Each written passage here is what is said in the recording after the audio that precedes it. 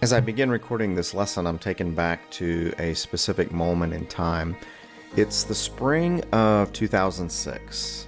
Now, I don't remember the exact date, but it would have been sometime in late March or early April.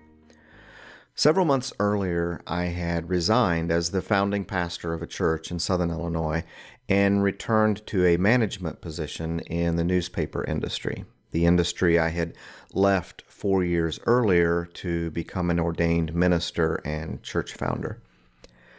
My wife and I had packed up our belongings once again and moved to North Augusta, South Carolina. We purchased a beautiful 2-story home in a small subdivision just outside of town.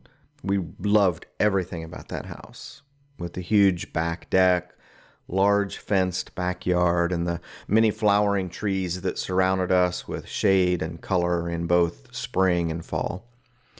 It was far enough from the town and major highways that the only sounds we heard from day to day were songbirds, the laughter of children playing throughout the neighborhood, and tree frogs at night calling out to one another as they clung to their perches.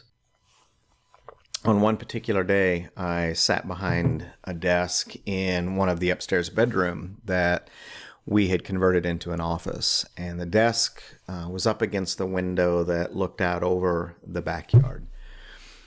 Along one wall, there were bookshelves filled with books that we'd carried around for years and years, and in one corner of the room was a recliner with a small table that held a lamp and my Uncle Calvin's pipe collection with some loose tobacco. And this is the room where I would spend a lot of time every day thinking about life, reading about life, and contemplating all that I had seen and been through and had experienced so far. I was 38 years old at the time. Looking out across the backyard, I was captivated by the beauty on the other side of the glass. The trees were undergoing a slow-motion technicolor explosion as the sun and recent rains awakened them from their winter nap and set them ablaze with bright pink blossoms. The grass was greening. A squirrel explored the back deck as my new 8-week-old golden retriever pup dove in and out of the pampas grass in the far right corner of the yard. And a symphony of bird songs filled the air, interrupted only by the happy shout of a child in some other yard. The world around me was in a seasonal transition, with everything changing. Likewise, my life was in a similar seasonal transition, one of the most significant that I had endured. And in that moment, behind that desk, with the world coming to life around me on the other side of the window, I was caught up in a profound moment of swirling and conflicting emotions.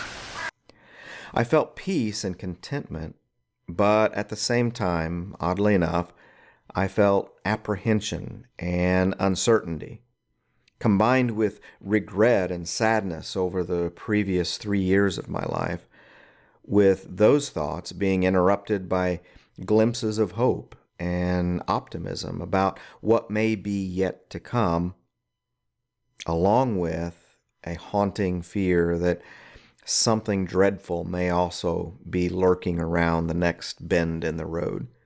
Nearly every human emotion felt in a moment. This is what it felt like to begin what I've now come to call the season of undoing, one of the 5 seasons of life. In the decades that have passed, I've come to understand that the human experience also happens in seasons. And in the lessons ahead, I'm going to walk you through the 5 seasons of life as I've come to understand them and as I've seen them unfold in the lives of others. Before we begin, there are a few things to remember about the seasons of life. First, provided we don't allow ourselves to get stuck in one of them, we all pass through these seasons in the same order. Second, aside from the first and last season of life, the duration of the other 3 is really up to you and depends on how you respond to the experiences of each season. Your responses will either hasten or delay your movement into the next.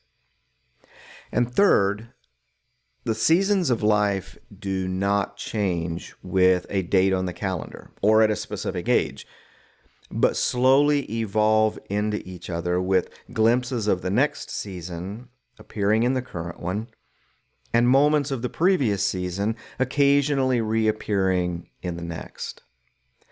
Think of the seasons of nature. The experience of winter does not end on the date in March that your calendar says it should, nor do the experiences of spring necessarily begin on that date.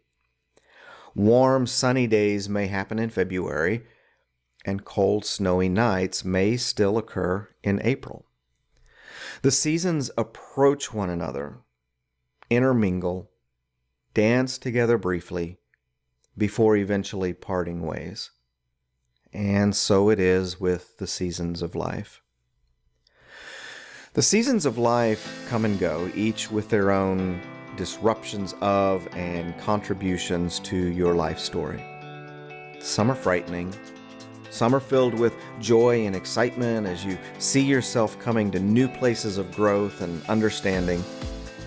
And all of them, even when it doesn't feel like it, are working together for your good. And you will see and understand the good most clearly when you're able to find and keep your eyes fixed on your North Star, which we'll talk about in the next lesson.